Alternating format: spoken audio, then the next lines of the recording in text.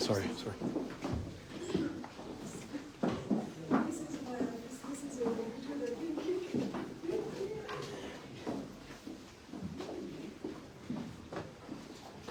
Excuse me, please.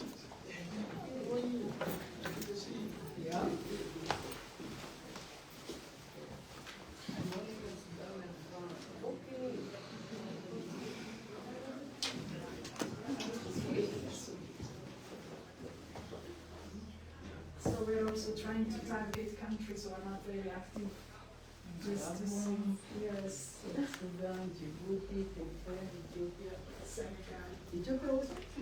No, Ethiopia is fine. It's fine. It's fine. Okay. Djibouti, South Sudan. You know, South Sudan, they send representatives, but she never comes. Yeah. So we're trying to see how we can make I know she attended once in China. Oh, in China. Yes. But in offline events, I've never seen her. South Sudan. China. That was an offline event. Yeah.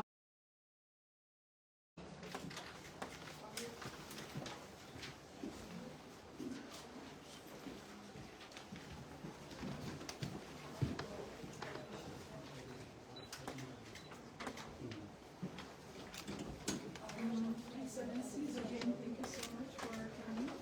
It's going to be a working session, so I'll try to be as brief as possible so that if you have any questions from my colleagues later on, we'll be able to support you and answer your questions. But before that, I wanted to make sure that we have your schedule for the next 2 days clear.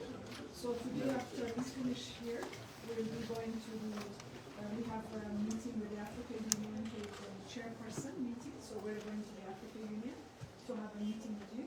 Basically, these meetings are courtesy call, so it's not a formalized meeting, but it's just to say, also for him to identify that OAFLA is here, you are here for a working session, and also to show them that they need to really take us seriously. He is also a new chairperson, so we need to know him as well. The other thing is, after we do this, we have, in the afternoon, we have a meeting with the Department of Political Affairs and Peace and Security of the African Union Commission. It's going to be at the Sheraton, but it's before the dinner. Before the dinner, just at the reception area, we'll just give them maybe 15 minutes. It's the director who wants to talk to you. So basically, peace and security is a new area as OAFLA that we are entering. So just to hear them out, because we have to collaborate with AU, we'll hear them out. He is just the director. And then at 6 in the evening, we have the working dinner. We have invited partners. We have invited ambassadors from the different countries, steering committee member countries who will be there, and we will do an official launch of a strategic plan, a strategic framework. So it's going to be very brief, but also an opportunity for you to mingle with some of the partners, for you to meet them. The next day, so in the morning, you will start very early, but if you wear comfortable shoes, the First Lady of Ethiopia has arranged the Adwa Museum tour at 10 o'clock. You can wear comfortable shoes. It will only take 1 hour tour, and then you can go back to your hotels, change for the lunch, and then you will have a lunch with the First Lady of Ethiopia at starting at 12:30 with her. And then the ambassadors, of course, will be joining your high-level lunch. And then in the afternoon, you are free, and you have, if there are any activities that you'd like to do with Her Excellency the First Lady of Ethiopia, then you can discuss with her. But it's going to be a very informal time with her and you. And then that will be the end of this mission for both of you. If you have any questions or if you want to make changes, please let us know, and we'll do our best to accommodate that. So just to give you a briefing of your stay here, thank you so much. Yes. What time is the briefing with the Department of Political Affairs. It's at 5:45 in the afternoon, before the dinner. Okay. Just 15 minutes. Okay. Yeah, just 15 minutes. Then you know. Oh, okay, okay. So it will be done by then. We'll be finished. So thank you so much for making the trip again. So I'm just going to be very, very brief, as I've stated.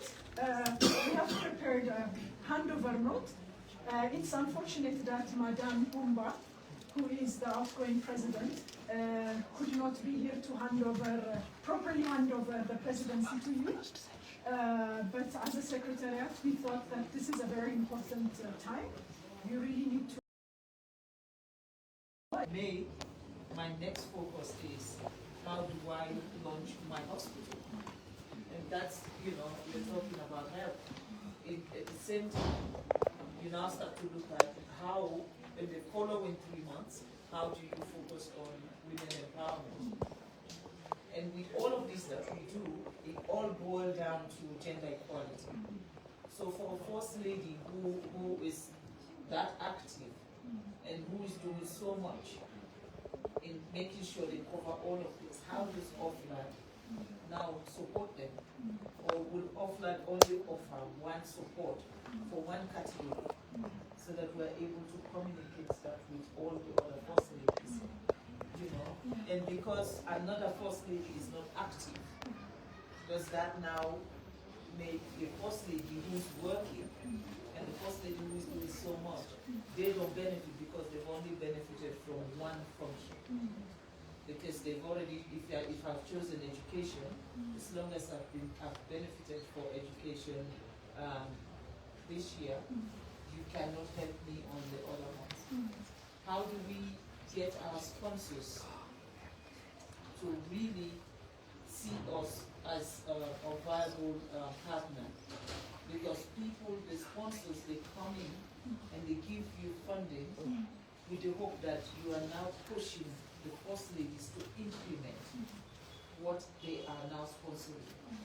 Now, if you now have 36 first ladies, but 10 first ladies can implement, and the rest cannot implement, what do we do in a situation like that? Implementation. Because not all first ladies also have the capacity, not all first ladies have the drive or will they want to, to go and do all of this. Now, if Anna is working tirelessly in Angola, and we see that Anna is doing A, B, C, D, what do we do? If she's the one implementing, do we now penalize her in the sense that we don't support her because we are waiting for the ones that are not going to do anything to do something? Those are things that I think we need to look at. Visibility for any organization, and especially for an organization that is as old as OAFLA. We're talking about OAFLA is now going to 30 years. For an organization that is almost 30 years old, we should have had a footprint in every international organization today, including the United Nations and African Union. So I think we need to also look at that. It is important to have side events, but it is more important to be included in the event, in the main event, where we now promote, what African first ladies are doing. A lot of people, I mean, let me speak for my own country. A lot of people in my country believe that I'm a kind of a mannequin.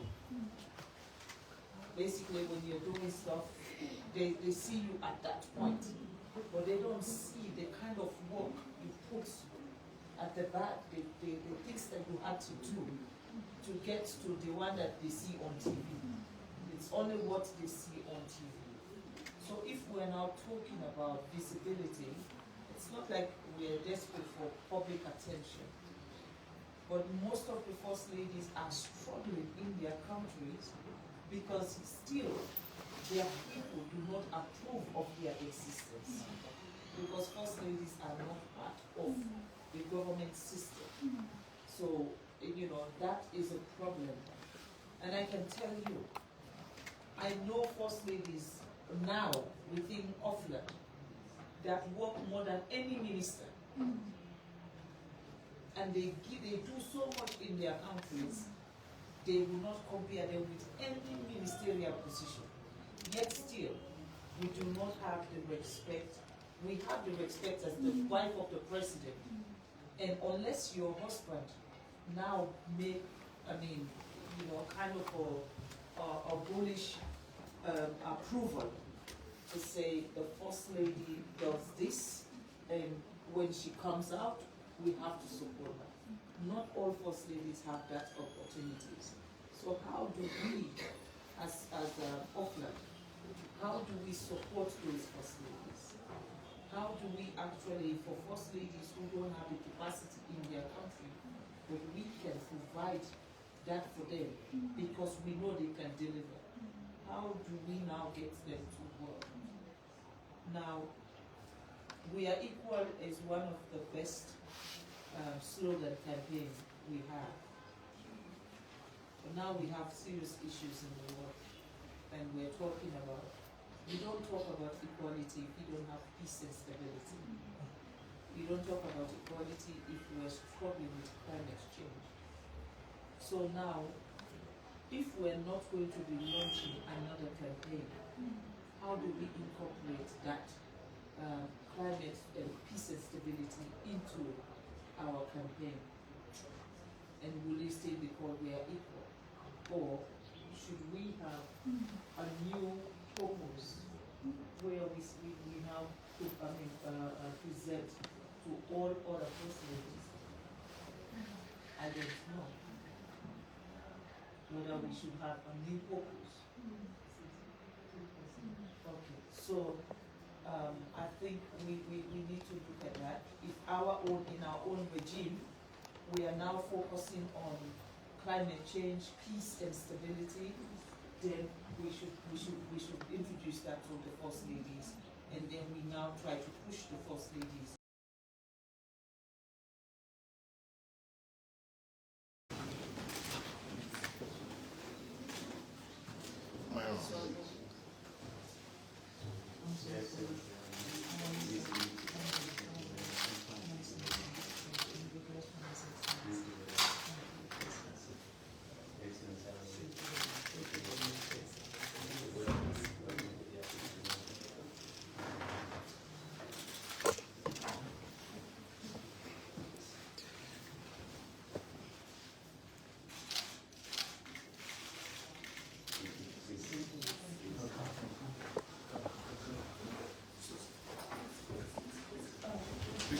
Big